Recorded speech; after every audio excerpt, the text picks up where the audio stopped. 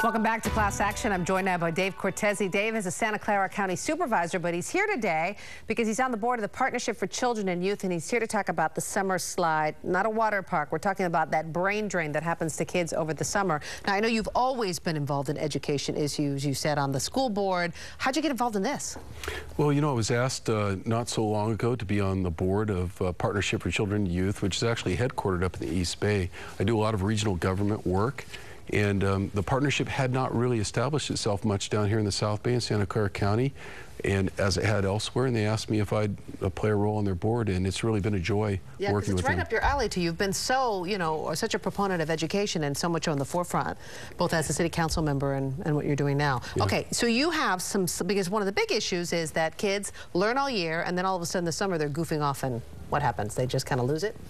Yeah, and you know, it's been documented for years, actually 100 years, that there's slippage during the summertime, and every time, you know, kids who don't go to summer school come back, it takes them a couple of months to get back up to speed, and I think most parents recognize that. I'm a parent of 4 children. I mean, you have to acknowledge it.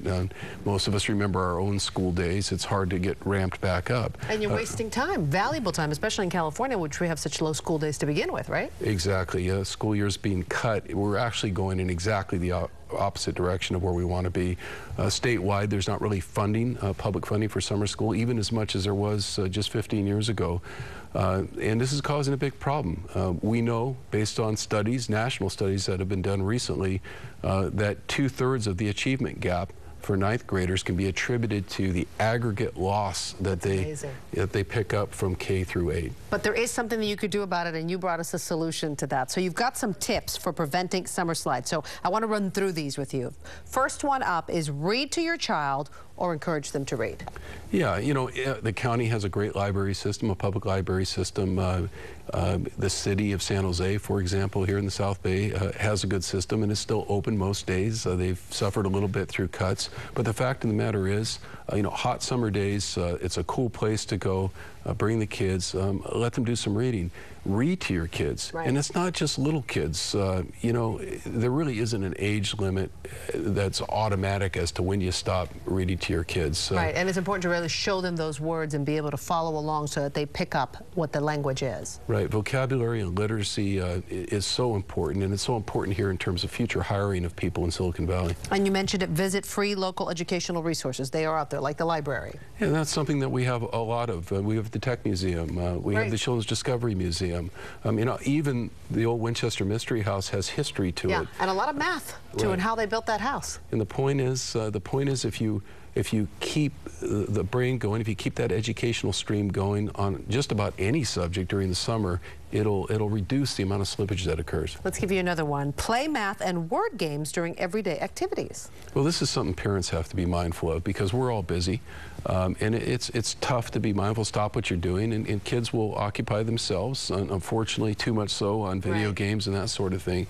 But there's good games that you can play, and we've all done them. And with little kids, it could be as simple as when you're driving down the road, asking them to pick out colors on the freeway, asking them to let you know when they see a certain sign, asking them what those signs mean. Those kind of things are important, again, just to keep the educational stream going during the summer. Yeah, it really sounds like a lot of it is about being present as a parent. Very much so, very much so. And I think in the South Bay and probably in the Bay Area in general, as busy as we are, it's something, again, that we have to be mindful of. Okay, let's ask your teacher for free educational activities online, because there are a lot of resources out there. You just have to know. Right, and I mean, most people Google just about everything now, and it's a great resource. Right here in the South Bay, the Silicon Valley Education Foundation has devoted a lot of resources to things like Lessonopoly, but you can go on to find resources through education foundations all over the country, lesson plans, things that you can pass on to your children, or additional tips on things that you can be working with them on during the summer. And here's number 5, which I really love this one. Turn off the TV. Yeah, this is huge. I know it's tough. Again, having raised 4 children and having a couple that are still being raised, you know, you put the code on the TV set if you can, and hide it from them so they can't get on anytime they want. But it's tough. TV is a great resource for so many things, but of course we don't want it to occupy our kids 24/7 during the summer. because during the summertime is when the slippage occurs. So even as much as we try to limit TV for homework reasons during the school year, try to do it during the summer a little bit as well, just to encourage them. Playing outside is a big deal. And playing outside is a big deal for health reasons. We know in the county, in terms of public health, the rate of obesity and diabetes among children is escalating. So for that reason alone, it's important, but it's also important because of the things they'll learn outside. That's fantastic. We got 5 good tips that we can hang on to. Thank you so much for being here. And let's see if we're just as smart come September. Thank you. We'll be back.